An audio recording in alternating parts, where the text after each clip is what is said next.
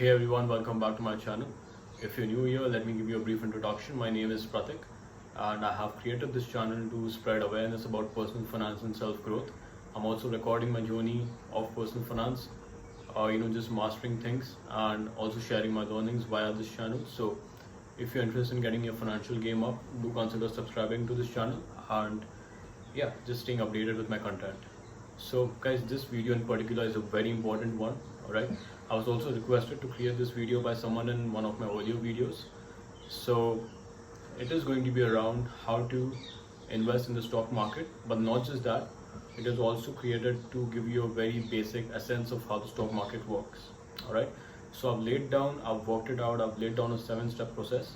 Now if you follow this, I can guarantee you will go from understanding the basics to investing in the market. Alright, so this is going to be a long video. It will probably take around 15 minutes, 20 minutes. So only if you're serious about this is that you should stick. If you're not that serious, if you don't have the patience to watch 15-20 minutes of pure value, then you can skip to a certain part that you want to. I'll leave timestamps in the comments. Or yeah, so it is going to be a long video. If I would suggest that you get a pen or a book to make some notes. Okay guys, so why should you listen to me? Now let me be very clear, I'm not a financial advisor, okay, but I do have experience in the market. I have also done my graduation in financial markets, so I studied bachelor's in financial markets for 3 years. Apart from that, I have been investing since the age of 17. I'm 23 now, so it's been good 6 years of me in the market. Now these days I can't actively invest because of the company I work for. The rules suggest that I do not trade in the market, so I cannot actively invest in the equity markets. But guys, we are in a situation where the markets worldwide have taken a huge hit, alright, including the Indian markets. So there's a lot of opportunity and I do not want anyone to regret not making the best out of this opportunity, hence this video. Alright, enough of a long introduction, let me get started with the video. Okay, so as I mentioned, there are 7 steps. The first one is going to be understanding the very essence of the market.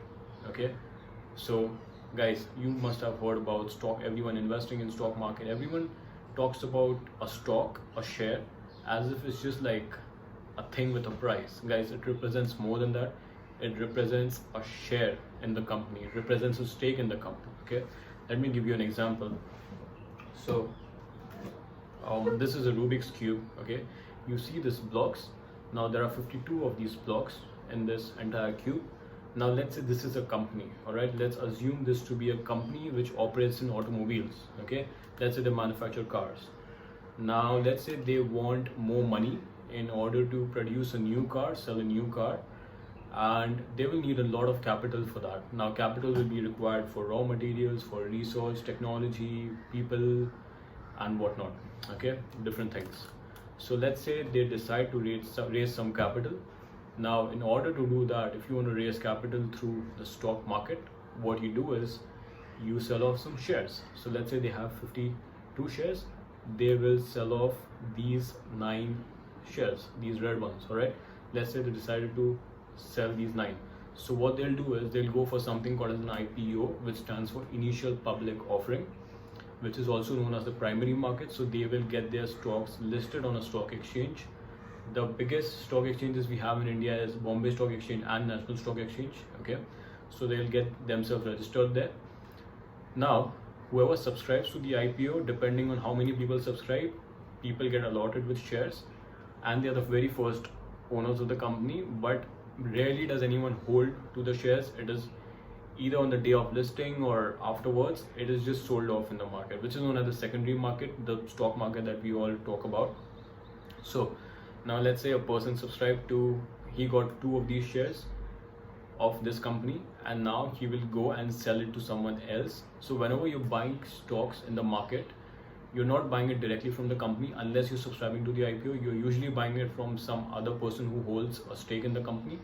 Now this could be anyone, it could be me. It is very anonymous. It's done through an electronic trading system, so you would never know. So that is how it functions. The stock, it just keeps trading hands. Now what I would suggest is, so there's a difference between day trading and investing. Okay, trading is more of a speculation. It is trying to understand how how people think and just predicting the prices of the stocks, whereas investing is a different concept altogether. In investing, your horizon first of all is very long term. Now guys, whatever I've invested in the market, I've done it with a very long term perspective, say like 10, 15 years, 20 years, 30 years from now. That's how long I've thought and I've invested. Okay, so what trading is just like buying something right now and then selling it by, let's say, 315, 330 when the market closes, something like that. That is purely speculation. That is more of a gambling than investment, so I would never go for that, personally speaking. Okay, now investment is where you actually evaluate the company, you try to study what the company is about. Okay, so investment, this video is going to be focused on investment. Okay, I'm not talking about trading here. If you want to get yourself into trading, this is not the video. All right, okay, so now you understand how the stock market works. You understand that the company, when it requires money, they come into the stock market, people buy their shares, and the shares have to be treated as an ownership of the company. Okay guys, because you are ultimately the owners. The share market, even if you hold, let's say, one share in Reliance, which is I think trading at around 1100 rupees, you are the owner of Reliance. Just like Mukesh Ambani, you are also the owner. By definition, you will be invited to AGMs, the annual general meetings. You will enjoy voting rights as well. And I still get emails from a lot of companies. They invite me to their AGMs in different parts of the country because I am a shareholder. I've been a very loyal shareholder to these companies.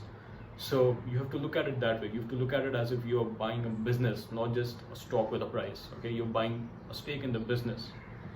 Okay, so that's the first point that I wanted to cover. Now the second point is, before you get started in the market, or I guess this is very important, before you get started, you need to make sure that you're debt free. Okay, get rid of your debt. Make sure that you don't owe any money to anyone. Credit card debt, loans, personal loans, home loans, car loans, vehicle loans, whatever the case might be. Only if you're debt free is when you should think in investing in the market. If you hold any debt, make sure that, I mean, respect if you hold any kind of a debt, especially if you're young. So massive respect for that. But let's say if you hold any debt, the first thing that you should do is you should try to repay that debt, and then you should consider investing in the market. All right, so point number 2, very simple. If you owe any kind of debt, don't even think about investing in the market. Take my word here, do not think about investing. Just repay that debt and then we look into investing. Now point number 3 is set some money aside. Now what I mean by that is, let's say you make 20,000 rupees a month. Okay, just giving an example. You could be making 5 lakhs a month, you could be making 1 lakh a month, you could be making 10,000 a month. All right, it doesn't matter. Let's take an example of 20,000 rupees. So you make 20,000 rupees.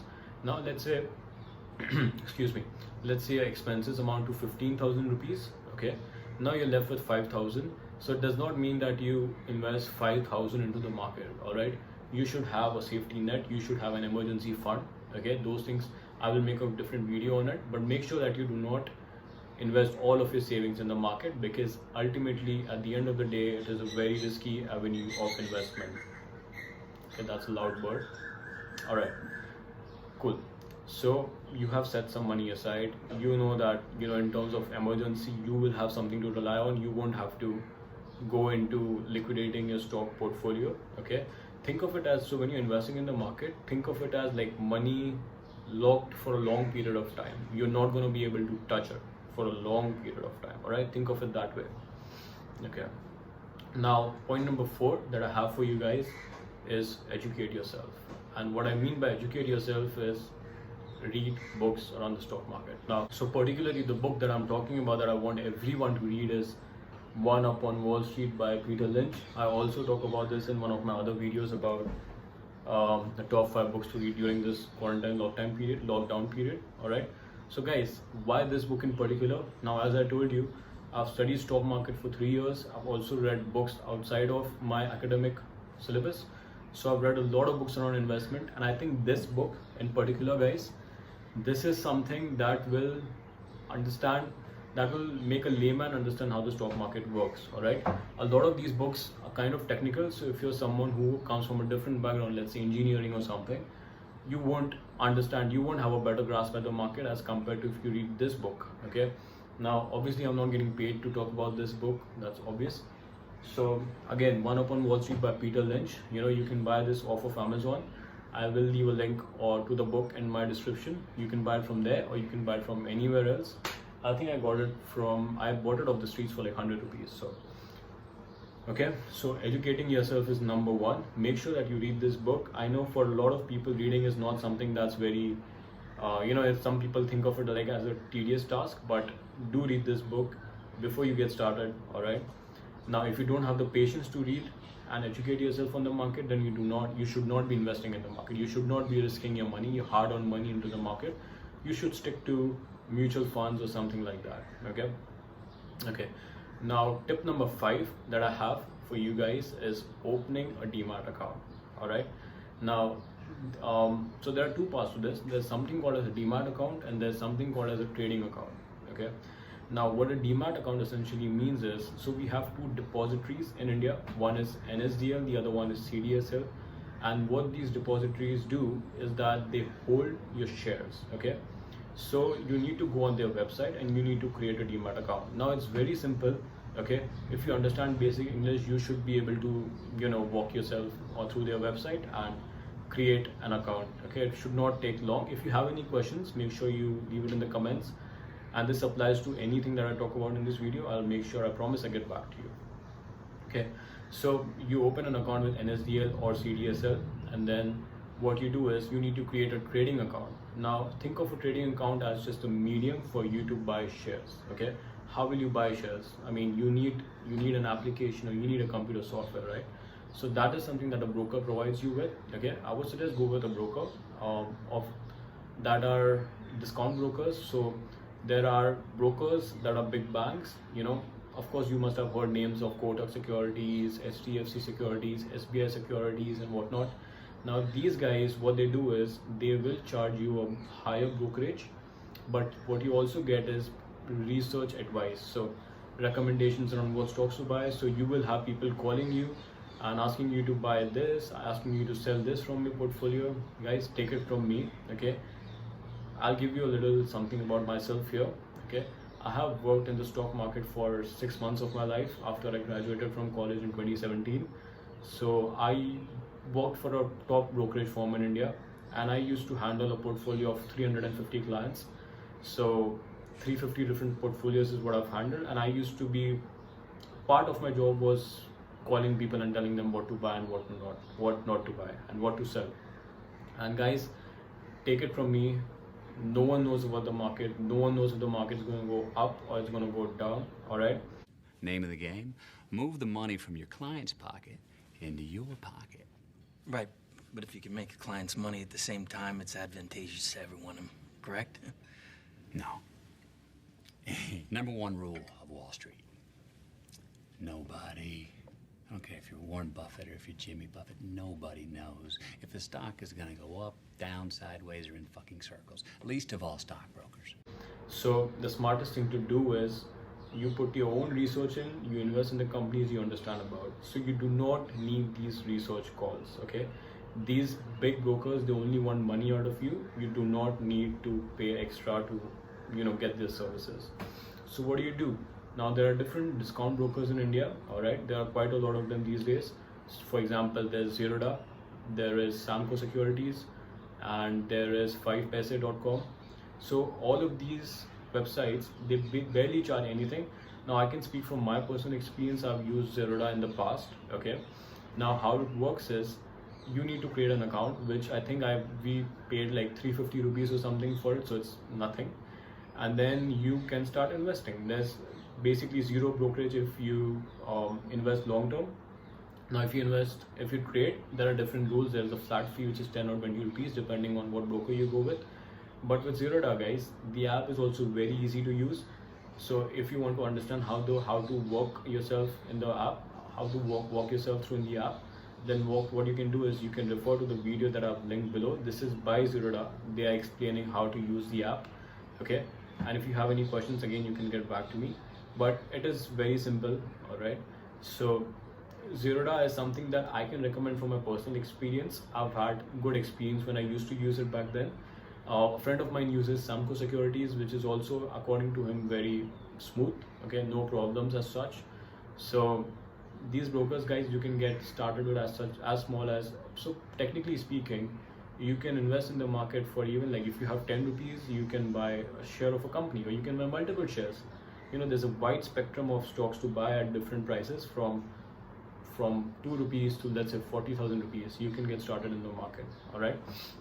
Now, what is advisable is to be very consistent with your investments so that you can benefit from the ups and downs of the market. Okay. So in order to create a trading account, you should do your own research. You can research into the brokerage accounts that I've mentioned, and you can select for yourself which broker you want to go with. Once you create an account, we come to point number 6, which is to start investing. Okay. Now, before you start investing, you obviously have to put in research. You have educated yourself. You read One Upon Wall Street, so you are educated now.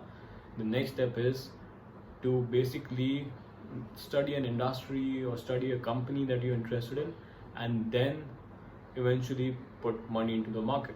Okay. So you will have your bank account linked to your trading account, so you can transfer, let's say you want to invest 1,000 rupees. Okay. So you can transfer 1,000 from your bank to your trading account, and then you can use from your trading account, you can invest into whatever company you want. Okay.